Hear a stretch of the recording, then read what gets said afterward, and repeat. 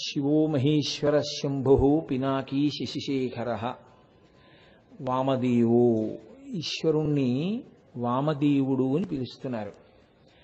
వామదేవ అని నామం ఉండడానికి ఒక ప్రధానమైనటువంటి కారణాన్ని చెప్తారు పెద్దలు. ఏమా కారణము అంటే, అమరకోశం వామదేవ అన్న నామాన్ని వ్యాఖ్యానం చేసింది. ఆ వ్యాఖ్యానంలో అంటారు, వామ పార్శ్వే ధృతాదేవి యస్య సహా వామదేవ. ఎడమ చేతి పక్కన దేవి అనగా అమ్మవారిని కూర్చోపెట్టుకుని ఉన్నటువంటి వాడెవరో ఆయన వామదేవుడు. కాబట్టి ఎడమ పక్కన అమ్మవారితో కలిసి కూర్చుని ఉంటాడు. ఈ సందర్భంలో మీరు ఒక విషయాన్ని గమనించాలి. శివాలయంలో శివస్వరూపం అరూపరూపిగా ఉంటుంది.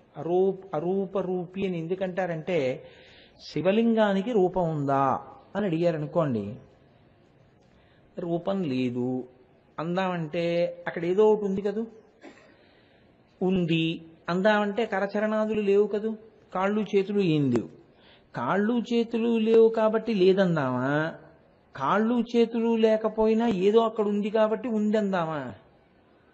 కాబట్టి అన్నారు ఉంది లేదు, అరూపరూపి, రూపం లేకుండా రూపంతో ఉంది. కాబట్టి శివలింగమునకు అరూపరూపి అని పేరు. అందుకే లింగోపాసన మిగిలిన ఉపాసనల కన్నా ఒక మెట్టు పైన ఉంటుంది.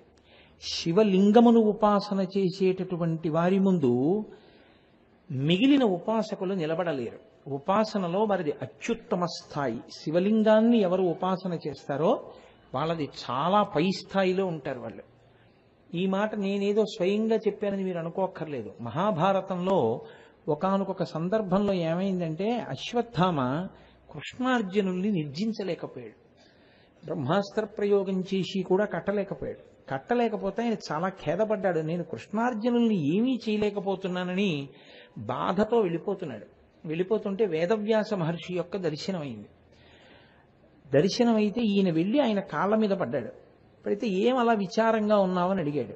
నేను కృష్ణార్జునుల్ని ఏమీ చెయ్యలేకపోతున్నాను, నాకు అది బాధగా ఉంది అన్నాడు. అంటే వ్యాస మహర్షి అన్నారు, నీవు ప్రతిరోజు కూడా మట్టితో శివుని యొక్క మూర్తిని తయారు చేస్తావు. పృథివీమూర్తిని తయారు చేసి పరమశివుని యొక్క మూర్తిని దాన్ని అర్చన చేస్తావు. కరచరణాదులతో కూడిన శివుణ్ణి అర్చన చేస్తావు. కృష్ణార్జునులు లింగమర్చతియ ప్రభోహో, వాళ్ళు శివలింగమును అర్చన చేస్తారు. శివలింగమును ఆరాధన చేసేటటువంటి వాడి యొక్క ఉపాసన ముందు నీవు కరచరణాదులతో కూడినటువంటి శివుని యొక్క మూర్తిని ఉపాసన చేసే నీ యొక్క స్థాయి నిలబడదు. వాళ్ళ ఉపాసన పై స్థాయిలో ఉంటుంది. అందుకని వాళ్ళని నువ్వు చెనకలేవు, వాళ్ళ జోలికి నువ్వు వెళ్ళలేవు. వాళ్ళ జోలికి వెడితే నీకే ఇబ్బంది వస్తుంది.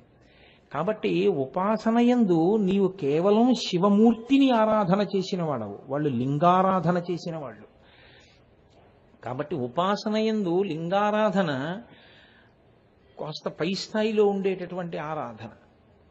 అందుకే లింగం అన్న మాటని వ్యాఖ్యానం చేస్తాయి పురాణాలు. లింగం అంటే లిం అంటే అన్నీ లయమైపోవడం, గా అంటే బయటికి రావడం. ఎందులోంచి వచ్చి ఎందులోకి వెళ్ళిపోతాయో దానికి లింగం అని పేరు. ఈ సమస్త ప్రపంచము దేంట్లోంచి బయటికి వస్తోందో మళ్ళీ దేంట్లోకి వెళ్ళిపోతోందో, వచ్చి వెళ్ళిపోవడానికి మధ్యలో కొంతసేపు ఉంటుంది. అంతే కదండి. ఎవరైనా ఒకరు పుట్టారు, మళ్ళీ వెళ్ళిపోయారు, మధ్యలో కొంతకాలం ఉన్నారా? ఈ మొక్క పుట్టింది, కొంతకాలానికి వెళ్ళిపోయింది, మధ్యలో కొంతకాలం ఉందా? కాబట్టి ఉండడం కూడా దేని యందు ఉంది? లింగమునందే ఉంది. కాబట్టి ఉండి వచ్చి వెళ్ళిపోయేటటువంటిది దేనిలోకి జరుగుతోందో, దేని వలన జరుగుతోందో, దేని యందు జరుగుతోందో దానికి లింగం అని పేరు. కాబట్టి దాన్ని శివలింగమును ఆరాధన చేయడం చాలా పై స్థాయి. అందుకే పెద్దలు ఎప్పుడూ ఒక మాట చెప్తుంటారు, శివలింగారాధన అందరూ చేయడం సాధ్యం కాదు. కాబట్టి శివలింగమును ఆరాధన చేసేటటువంటి ప్రయత్నం తగిన గురువు దొరికి, తగిన ఉపాసనా బలం ఉండి, తగిన ఉపదేశం ఉంటే తప్ప చెయ్యవద్దు అని చెప్తారు. చెయ్యలేరు అని. కరచరణాదులతో కూడినటువంటి మూర్తిని ఉపాసన చేయవచ్చు.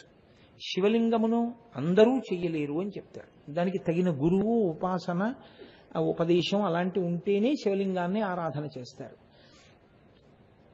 శివాలయంలోకి వెళ్ళడానికి మాత్రం ఏం అభ్యంతరం ఉండదు. అది ప్రతిష్ఠ అయిపోయిన శివలింగం కాబట్టి దాంట్లోకి వెళ్ళడానికి, పూజ చేసుకోవడానికి, అభిషేకం చేయడానికి ఏమీ అభ్యంతరం ఏమి ఉండదు లోకంలో.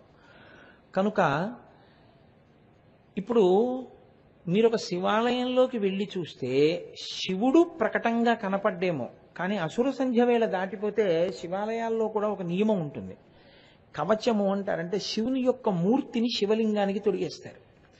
సాధారణంగా అలా శివలింగానికి తొడిగేస్తే ఇంకా నంది శృంగములలోంచి దర్శనం చేయరు. శివలింగమున్నంతసేపే నంది శృంగములలోంచి దర్శనం. కవచం పెట్టేస్తే అంటే శివమూర్తిని తొడిగేస్తే ఓ వెండి మూర్తో, ఇత్తడి మూర్తో, బంగారు మూర్తో ఉంటుంది, దాన్ని తొడుగుతారు. తొడిగితే ఇంకా నంది శృంగములలోంచి చేయరు, మామూలుగా చేస్తారు. అది ప్రదోష వేళ దాటాక తొడుగుతుంటారు సాధారణంగా. అంతకన్నా ఇంకోలా తొడగకూడదని నేను అంటలేదు, కానీ సాధారణంగా అలా చేస్తూ ఉంటారు. ఇప్పుడు శివలింగమునందు శివుడు ప్రకటనముగా మీకేం కనపడడం. ఎందుకని అంటే లింగస్వరూపిగా ఉంటాడు ఆయన. ప్రకటంగా మీకు తెలిసేది ఎవరు? అమ్మవారు తెలుస్తూ ఉంటాడు. ఎందుకు తెలుస్తూ ఉంటుంది అంటే శివలింగం ఎటు చూస్తోందో మీకు ఎప్పుడూ తెలియదు. ఎందుకు అలా తెలియదు అన్నది నేను మీకు చెప్తాను ఆ తర్వాత విషయంలో. కానీ శివలింగానికి మీరు అభిషేకం చేసినటువంటి తీర్థం మాత్రం ఇంకొక దిక్కుకి వెళ్ళడానికి వీల్లేదు.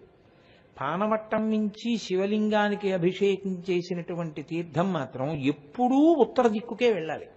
అందుకే శివాలయంలోకి మీరు వెళ్ళారనుకోండి, పానవట్టం వెళ్ళినటువంటి వైపుది ఉత్తర దిక్కు అని గ్రహించవచ్చు. ఇంకా మళ్ళీ మీరు ఎవరిని ఏం అడగక్కర్లేదు. ఏమంటే ఉత్తరం పెట్టండి, తూర్పు పెట్టండి అని అక్కర్లేదు. అది ఉత్తరం అంటే మిగిలిన మూడు మీరు పట్టేసుకోవచ్చు. కాబట్టి ఇప్పుడు శివలింగము తెలుస్తుంది. శివలింగానికి ఉత్తరం వైపుకి పానవట్టం నుంచి అభిషేక తీర్థం వెళ్ళిపోతుంది. ఎప్పుడూ శివలింగానికి ఎడం పక్కన అమ్మవారు ఉంటుంది. మీరు ఏ శివాలయంలోనైనా చూడండి, ఒక్క కంచి క్షేత్రం వినా, ఒక్క కాంచీ క్షేత్రంలో మాత్రం అమ్మవారు ఉండదు ఎక్కడ. కామాక్షే అన్ని. కాబట్టి శివలింగం పక్కన అమ్మవారు ప్రకటంగా ఉంటుంది, అమ్మవారి మూర్తి పూర్తిగా ఉంటుంది. ఒక్క శివలింగంలో శివుడు మాత్రం ప్రకటంగా ఉండడు, లింగస్వరూపిగా ఉంటాడు. అక్కడ ఎడం పక్కన అమ్మవారు ఉంటుంది, శివాలయంలో ప్రకటంగానే ఉంటుంది. కాబట్టి ఆయన ఎడమ పక్కన అమ్మవారిని కలిగి ఉన్నటువంటి వాడు కనుక వామదేవుడు.